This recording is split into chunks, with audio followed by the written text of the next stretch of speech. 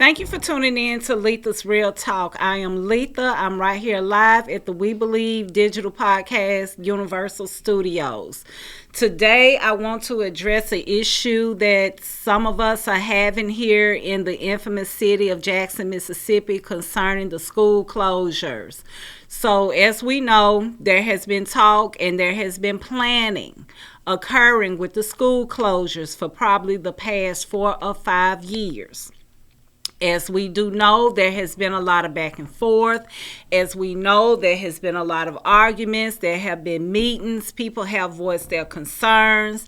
Also, as we know, there has been a lot of finger pointing and a lot of blaming. So I'm gonna start somewhere with the superintendent. When people are put in position, they are put in position for a reason. This is not about like or dislikes. But what bothers me is a lot of people blaming one person for something that has been happening for years. Let's talk about the conditions at some of these schools. When you have schools that are lacking heat, when you have schools that having issues with plumbing, these things have been going on for years. But what people are not talking about, enough people are not talking about, and enough people are not addressing the fact that attendance has been declining for over 10 years. So I want to put a footprint right there. So keep in mind, public schools have to maintain a certain level of attendance in order to get government funding. Parents, honestly, parents who have had your kids in the school district for years, parents who they used to send a truant officer out if your kids was missing 5 days. When these children are not attending school, the funding gets cut. So we want to talk about people that may have been hired in the school district. We want to talk about people on the state level. We want to talk about how people are not looking out for the schools. But you can have strong schools, and I've said this repeatedly on different occurrences. You're not going to have strong schools where you have weaker parents. It's just not going to happen. Now, do I think everything lies on the parent? I truly don't. But I do believe everything starts with the parents. I truly do. Because who are people going to teach if the children are not even attending school? And I'm not just talking about 11th and 12th graders. I'm literally talking about the attendance decline in JPS has been occurring for over 10 years. So I've been watching the news and I've been hearing people voice their concerns. I've been watching Facebook. I've been watching Instagram as well. And I know a lot of people are like, well, you don't want to close the schools and turn around and give the money to the charter schools. At first, when charter schools came in, I did not understand. I was truly ignorant about charter schools. I didn't understand about funding. I did not understand how funding goes. My personal opinion, and this is just me personally, if I'm paying taxes somewhere, I get to decide where my child goes to school.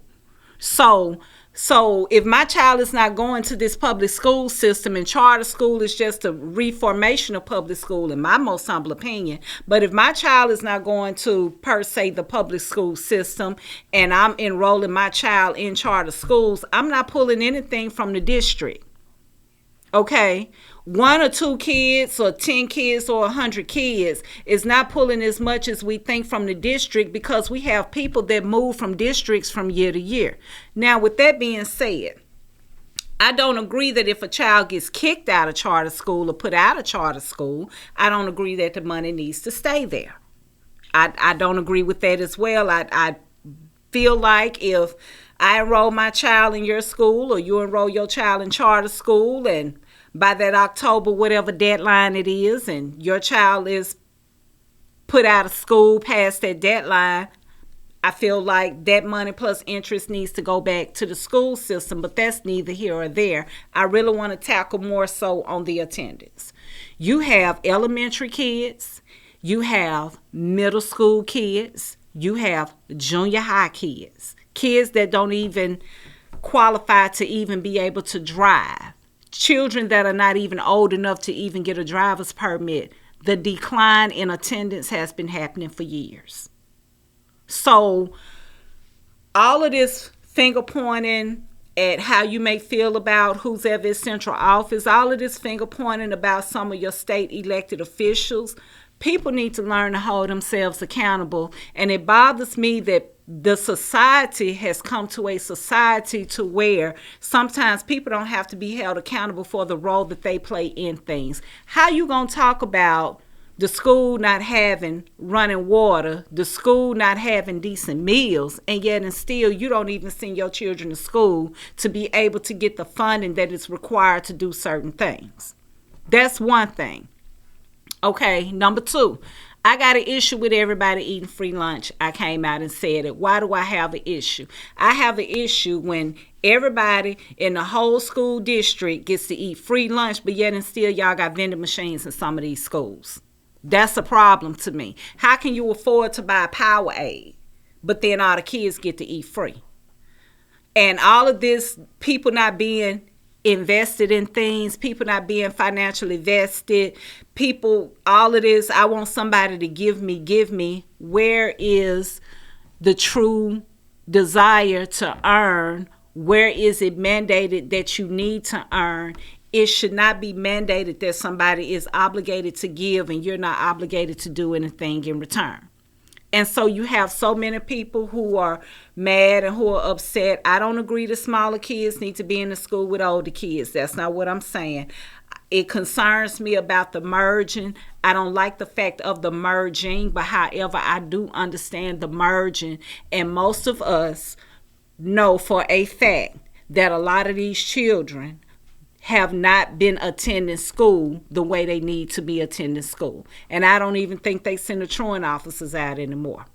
Now, why would I say that? I can remember, I'm not going to say what school my daughter was going to at the time, but if I was dropping her off late and they had already called roll, the system automatically may have marked her absent even though they had it on the physical book that she was at school. So what happens? If we didn't make sure that they didn't correct it in the system, we got a letter from the school, or they may possibly send a truant officer out. Okay? So that's just tardiness. I'm not talking about kids that's just straight up not going to school. You know, people don't feel well, they keep their kids out of school. Wet on the ground, people want to keep their children out of school. Somebody done had a bad day, they want to keep their children out of school. You don't feel like getting them dressed, somebody want to keep their children out of school. And unfortunately, the school system, the way I look at it, you have good teachers, you truly do. You have some good principals in place. You got some good people. I feel like there are a good amount of people that are overseeing the district, yet and still I have a problem that we're not truly taking the hit for truly what's happening. You're not making the parents accountable. We want to blame everybody in these high places. We want to talk about the salaries that people get paid. We want to talk about how the people don't care about the kids. But how you going to expect somebody to care about your kids and you don't care enough about them to get up and take them to school? How you expect people to care more about the district when the attendance is a major factor on the funding? The attendance is a major factor. And keep in mind, all public schools, all the kids don't eat free. Somebody had to advocate for that. Somebody had to put that in place to make it happen, right? But they get to eat free and they get to bring lunch to the school and drop food off at the kids. And I could hear somebody probably saying, well, they not feeding them anything anyway. Well, if that's the case, it shouldn't be no lunch program. If that's the case, they can cut the lunch budget. And then it's going to be somebody else to say, well, kids be hungry and kids be this and kids be this. A good portion of the kids eat the food, but a lot of them don't eat the food. So can you imagine the amount of money and waste that goes out for the food? Can you imagine the lack of funding that is happening because the attendance is low? Can you imagine the lack of funding just because we can't get this discipline in order? Can you imagine the lack of funding because people can't even pass the 3rd or 4th grade reading quota or whatever it is to be able to make it to the next level. Can you imagine the lack of funding just because the crime area in the area of which the school system is even placed? And we want to sit up and we want to talk about everybody except putting more emphasis on those of us who live in the city, those of us who are citizens, and it's time for us to start making ourselves a little bit more alert. We need to be a little bit more aware. We need to be a little bit more conscientious. It's okay for us to be held accountable, and we have to stop playing the blame game with everybody else. What is the point in being upset? For those of you who not sending your children to school, it's almost like school has become a daycare. It is literally almost like it's a daycare. How do you think it makes people feel who actually send their children to school to learn? To be able to go in there and work on their math and work on their science and work on their social studies. We do understand that people can't discipline these kids like they need to be disciplined. We do understand that teachers and principals and vice principals call parents sometime and the parents don't even want to be bothered with the child while they're at school. We do understand these type of things. We do, in my most humble opinion, there's too many IEPs going on out here. That's just my personal opinion. That's just me personally, because we do understand a lot of grown people have learned how to hustle the system. And then once the system that people have learned how to hustle no longer caters to people anymore, all of a sudden people start to have a problem with it when it's been a problem lined up with what's been going on the whole time. It bothers me. It bothers me that you can't blame other people. You can't always try to blame other races when you need to blame the people that have been here the whole time. I tell people, my youngest son, he went to school in Clinton. And I'm going to just talk about him for a minute. He went to school in Clinton. And he was not the type of child that you could just say anything to. You just wasn't going to handle him any kind of way. From the time that he was in Head Start to probably the 8th grade, I probably got a phone call almost 3-4 times a week. And I'm not exaggerating. When he went to Callaway, and I'm going to go on and call out Callaway's name. When he went to Callaway, he went in an environment where people actually spoke his lingo. So understand what I'm saying. Every school is not for every child. He graduated with honors, and he ended up with a full ride, and he's at ECC right now. Now, if he would have still been where he was, he would not have gotten the opportunity that he had gotten. He got in an environment where I trusted the process. I trusted the process. If the coach called me and told me, hey, he not doing what he's supposed to do, this was fixing to happen, okay, no problem. If the assistant principal was over there at the time that she was there, hey, my boy not acting right today, we're going to have to give him a break today. Okay, you know what, no problem. It bothers me when parents don't want to work with the teachers, parents don't want to work with the principals, parents don't want to work with the counselors, but then parents want to drop their kids off to daycare. That's the thing that bothers me. And it also bothers me outside of us taking these kids to daycare, because truly how much learning is truthfully taking place. Truthfully. How many parents go make themselves known to the teachers? How many people in the front office know who you are?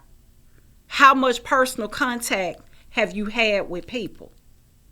How are you going to get upset because your child did something and you act like somebody was just teaming up on your child? And listen, no matter how I felt that people may have mishandled a certain stuff in the other district with my son, I never came in an attack manner. I never did that, because my goal was to always teach him that no matter what, you have to respect authority. And thank goodness he ended up being in an environment around people who knew how to work with him, who helped bring out greater things in him. If your kids and your children are not getting what you feel like they need, then you may need to take them somewhere, but you're going to have to be okay with people giving your kids the structure. You're going to have to be okay with your kids getting the discipline. And parents, y'all need to get up and y'all need to take these kids to school. What are you teaching kids by letting them lay at home all day? What are you teaching kids by not asking them if they don't have homework? What are you teaching kids if you're never reaching out to the teacher or the principal or the guidance counselor or the assistant principal or the coach or the band director or whoever just to check on their progress? What are you doing? And this is not, trying to make people be perfect parents. This is about truly discussing things that enough is not being done. But yet and still, we want to blame everybody else. We want to blame the school board. We want to blame the superintendent. We want to blame the governor. We want to blame the mayor. We want to blame everybody else. But for those people who are probably truly unaware, the school closure has been more than likely in the making for years before the superintendent was even appointed. And things that people need to understand: when you're not taking these children to school, when that attendance for their school is not where it needs to be, there is going to be an automatic lack of government funding, which means some heating systems are not going to get fixed, which means the menu may not be where it all needs to be, which means it may be some leakage in the systems, which means it may be some parking lots that are just not going to get fixed. Listen, we're going to get in more in tune about some things on the second segment. If you're watching right now, please hit the share button, subscribe, and we'll tune in after this brief commercial break. Thank you. SocratesGarrettENT.com is a diversified firm specializing in recycled aggregates and crushed concrete. SocratesGarrettENT.com's recycled materials provide the construction industry with significant economic and environmental benefits by recycling clean concrete rubble into M.Dot grade rock materials. Recycled aggregates and crushed concrete can be applied to driveways, road construction, bank protection, parking lots, general bulk fills, and more. For more information, please call 601-896-0084 or visit us online at SocratesGarrettENT.com. Are you dreaming of becoming an entrepreneur, but you're not sure where or how to start? At Entrepreneurs Academy 101, our online program will guide you step by step on how to start and grow your own business. We offer courses such as how to write a business plan, how to create a budget, and so much more. Our online training program is designed for you to learn at your own pace, and there's no set order to complete this program. Because our academy is online, you have the choice to learn with a group, with friends, or individually. Upon completion of the entire curriculum, you will receive a certificate of achievement to acknowledge that you have completed the training needed to become a successful entrepreneur. So enroll today to design the life that you love. Contact your entrepreneur coach, Brenda Myers, at 601-672-0695 or visit our website at www.entrepreneursacademy101.com for more information.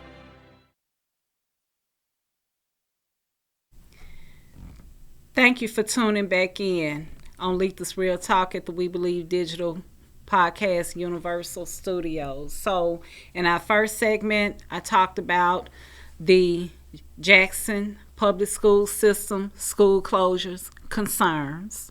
And I addressed how parents, honestly, over the years, have not been sending their children to school like they should. I cannot make this stuff up. I know enough people that work in the system, and I've been a parent of the system, as well as most of you all know, a lot of these children are not where they need to be. Now, outside of the issue with the school system closing, some of the schools closing, I do have concerns about cutbacks. I do. I'm not just gonna sit here and pound on parents. I have concern about cutbacks. I truly do, because in my most humble opinion, where there's a merger, there needs to be some cutbacks on the higher end. I do. Now, keep in mind, some people are voluntarily cutting back.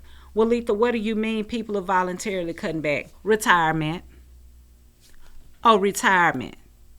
People are not, people are just over it at this point. People trying to prove who got power. People are over not being concerned. People are over people not standing up for what they believe falls in their level or in their box of morale and ethics. People are over this shift that's happening, and I'm not just specifically speaking about Jackson Public Schools, but people are over what's going on in the education system, and I'm talking about including your educators. And we wonder why people choose to keep some of these children at home and homeschool them, right? You wonder why. You don't need to send a child to school. I'm going to tell some of this stuff for them to watch TV. You can watch TV at the house. Now, another issue I don't understand within the school system, period, outside of how I feel about the closure, I'm going to talk about these grades, and I'm going to talk about things that affect people mentally, I believe. I don't understand how you can be okay, school officials, with a child using a cell phone, or you get them a device to do some work, but then you get mad because they getting on YouTube and Instagram. What you think they going to do? That's what they going to do. What do you expect? That's like that's like putting candy in front of a child and telling the child not to eat no candy. See, it's too many double standards going on. It's too much finger pointing going on. It's too much name blaming going on. It's too much shaming going on. It's too many things going on, and people are truly not taking accountability for truly what it is. Your kids ain't learning because you don't want them to learn. I came out and said it. We grew up, we had CNCs, we had coloring books. We had to go outside and play. Y'all do understand that's why some of these kids having mental meltdowns, right? They having mental meltdowns because they can't cope sometimes without these darn devices. Then you want to take them to school and you want to turn around and bury them in front of a device again. And then when y'all got a slow day, you got the nerve, you want to cut on the TV. And you wonder why people in the bathroom doing stuff they don't have no business doing. You wonder why some of these children are sitting up walking off campus. Help me make that part make sense. People don't even have to look any kind of way when they go to school. People just get up and roll out the bed. They go for kids and teachers. How about that? It's not just these children or these young adults either. Okay, and I'm calling anybody over the age of 14 a young adult because they're no longer children, because a lot of people past a certain age are very conscientious, are very aware of what they're doing. But then you want to sit up and talk about the parent for allowing them to walk out the house in a kind of way. But you let them come up in your school looking in a kind of way. We had a dress code in school. I saw a teacher get sent home one day when I was in school. Yes, I graduated in 1996. Her arms was out. She got sent home. Okay. The rule was when we stood up, young ladies, girls, if this middle finger dropped past my short of my skirts, I could not wear that to school. These young men and these boys was not allowed to sag. Lo and behold, you weren't finna go up in there with no slides on, and you weren't finna be up in there sagging, and all your body wasn't finna just be hanging out. Is this a reflect of parenting, or is this a reflect of the culture of the world? I want to blame it on both. I want to start with the culture because there has been a cultural shift. Things are not the same that they were 50, 60 years ago when my dad, past 60 years ago, because my dad been out of high school for more than 60 years. Things are not the same 60 years ago when my dad came out of high school. Guess what? A different generation brings on different things. It brings on different parenting. It brings on different structure. It brings on different rules. It brings on a new form of whatever may be, acceptance. It brings on a different form of everything, and it also brings on another form of chaos. But then we want to sit up and we want to critique everybody. I'm to the point I don't have space to critique people. But what I do want people to be aware of is that if you are a parent and you're somebody that are taking your child to school, to a public school in Jackson Public School District, it is your responsibility to advocate and fight hard for your child. I can remember coming up in school, we said the Pledge of Allegiance and we prayed. Now, over the years, you can't do none of that in school. You just can't do it. You wouldn't dare raise up at no teacher in no school. I think I got my last paddling when I was in the 8th grade. And Miss Boyd could swing a paddle, and she could hit a paddle hard. But now we don't want nobody punishing our kids because we don't want to punish our kids, right? Pay attention to the internet. You got 2 and 3-year-olds cussing. Pay attention what's going on in the dictionary. The definition of certain words are changing. Unfortunately, the culture of society has truly taken a shift. And it's taken a shift that's uncomfortable for a lot of us, and a lot of people are not willing to conform. Where do I think school's going? I think within the next 5 years, most of your attendance will be online. I truly believe that. I truly believe that they don't care if you learn how to read or write. You know, I heard something that kind of concerned me the other day. I know when you go take the driver's license test, they read the questions to you. Okay? I do. And I know everybody's comprehension level is different. I understand that. I found out the other day that even with people in the state that have to get certain licenses, they're now reading these tests to certain people. By trade, I'm a licensed cosmetologist. Okay? So if anybody know what I want to do by trade and what do I do other than get up here and rant, I'm a licensed cosmetologist. Anybody want to know some of my educational background? I graduated high school, went to Jackson State 1996, started out as a biology major, decided 3-4 years later that's not what I wanted to do, shifted to business, started courting, having kids. Years later, pulled out, went back in 2018, got my degree. In between that time, I had also got my cosmetology license back in 2009, 10. There you go. That sums it up, right? So I do understand that everybody needs something different, but I struggle with the fact that people are okay with their kids not knowing how to read. Do you know that's how a lot of people get tricked out their money? Do you know that's how a lot of people get screwed over? It's the fact that they don't even know how to read. You don't even understand the lingo in the contract. You applying for a job, or you probably trying to get a loan, or you trying to get a equity line of credit, and you don't even know how to read the information, but then you'll act like somebody is discriminatory against you because you can't read, when reading should be a basic qualification if you're not blind and you don't have some type of mental disability. And don't talk to me that people can't read and they know how to operate a cell phone. I done came out and said it. If your child can operate a phone, your child can learn. Your child can know how to put up together Legos. They can learn how to check oil. They can learn how to change a flat. They can know how to read. They can know how to count. They can learn certain things, but it's not being required and it's not being mandated. And that's a lot of the issues with the cultural shift that's happening. Because guess what? When you got your educators coming out, and you got all this funding for these educators, for these teachers, you got all this funding, and the decline is steady happening outside of attendance from these kids, right? From these children and these young adults, when retirement is steady going up and it's steady declining over people who are teaching your children, why are they going to continue to send money to these districts?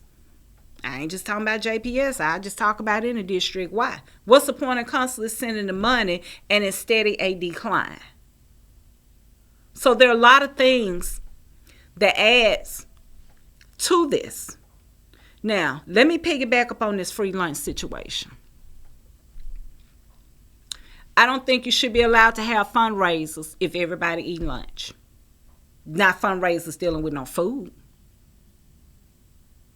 I struggle with that. I struggle that everybody eating free and you can go drop them some food off at the school. I struggle with that.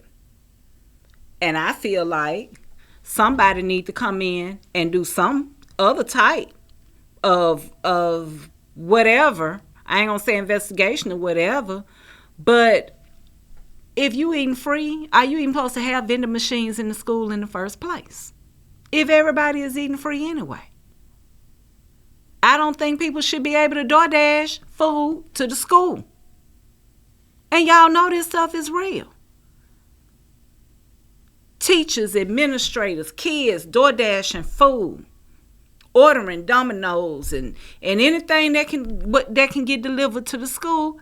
I don't agree with that. But we have become a culture of it don't matter. It don't matter. It don't matter, right? We have become a culture of wastefulness, and I didn't say race, I said culture. We have become a culture of wastefulness. We have become a culture of shift the blame on somebody else. We have become a culture of thinking that everybody is supposed to do something for you, even though you don't have no skin in the game, even though it's not benefiting you. And somebody probably say, well, her kids ate free too. Dadgummit, my kids, you know what? And guess what? I didn't care if they didn't eat free. I was saying that they needed to pay for food. Because guess what? When they was out there in Clinton, they had to pay. Yeah. And if you didn't have no money on no books, guess what? Your butt didn't eat.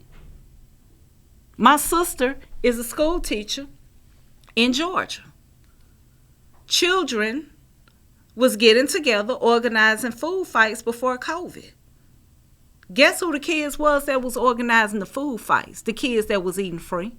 But she had to pay for her kids to eat. And if her kids didn't have money on the books, even though she worked in the system, they weren't even going to let her children eat. I'm sick of free. I'm sick of my kids ain't got to learn. I'm sick of you can't say nothing to my children. And I'm sick of kids going to school looking in the kind of way, and I'm sick of some of these teachers and administrators looking in the kind of way. And another issue I have is some people get too comfortable with these children. And that's another thing. Some people are truly jealous or envious of some of these young adults, these high school children. I've said it previously. They got their own businesses. They working. They driving decent cars. They dressing a certain kind of way. I don't hate on no parent that's able to do anything for their child, but I do have a problem with overall there's no actual structure. There is no true structure. I went to a convention with my job recently. We went to Vegas. And the corporate entity paid for the trip, but technically if you part of a corporation, you have to pay your corporation dues. So technically, even though the corporation wrote the check, the franchisee is still the one that sponsors the trip because they have to pay into their dues. But that was a situation. We had to go to classes. You had to be in classes on time. You had to check in. They gave you a QR code, or not a QR code. They gave you a code. You had to go in the app. So one of our ladies that went with us on our that came from our group, she showed up for class late, and guess what happened? Now I'm talking about a 40-something-year-old woman. Guess what happened? She didn't get in that class. She did not. That door was locked. That's all I'm saying. We in Vegas. We were still mandated to be at breakfast at a certain time. We were still mandated to attend these classes. It was required. This is a work trip. So why is it that people get to go to a school that tax dollars pay for, eat free, not go to school when they need to be on school, probably only want to halfway show up when it's prom time or when something big going on, right? But then again, people upset about these schools closing. You have sabotaged the school systems yourself. You have sabotaged the school system yourself. Ain't nobody close these schools down except these parents. Because it started with not sending y'all children to school. Who want to be bothered with your kids? I done seen them. I went to a school, I'm not going to say this was years ago. And this was why my kids was real small. I went to a school one day, and I knew who the principal was. And I was over there with a friend girl of mine, but I felt like I was in like a war zone. And this wasn't even a high school. This was like a junior high school or elementary school or whatever. It was almost like being in an episode of Lean on Me. Why people can't discipline folks' children? You know, I never babysat children I can't discipline. I don't care, niece, nephew, whoever. If I can't get in your behind, I can't keep you. You're not going to sit up and you're not going to run over me. So why do these kids get to run over these teachers? And then parents go up and they take up for them. It ain't never been okay for nobody to raise up in no grown person, period. I don't care what the situation is. My mama would knock the frame off of us when she was living. If we rose up at an adult, it didn't matter. The thing was, if you have a problem with that teacher, you come home and you tell somebody, you let that adult deal with that teacher. You're not an adult, so it's not for you to deal with these teachers. It's not for you to deal with the principal. When I skipped school, yes, I used to skip it. I got my butt knocked out the frame. The principal one time had to stop my mama from beating me. But now it's just not a big thing. Now it doesn't matter. Your children don't have what is going to be essential to them because you don't care that your children is not having what's essential to them. The moment you start caring more about what's essential to your children, the moment you put a little bit more emphasis into their education, into their being, into their welfare, the moment you understand that nobody has to give anybody anything free. People need to go out here and earn it. They need to go out here and earn it.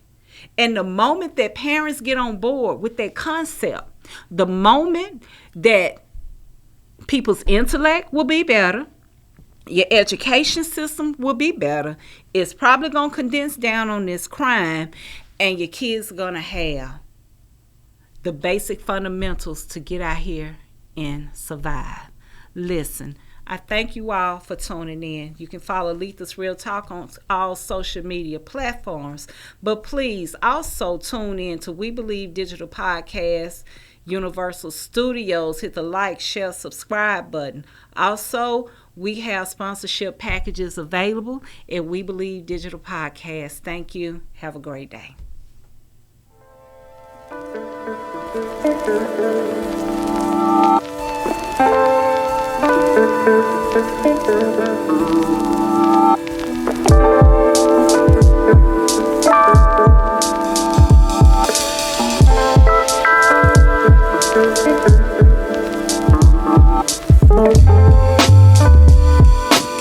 Thank you.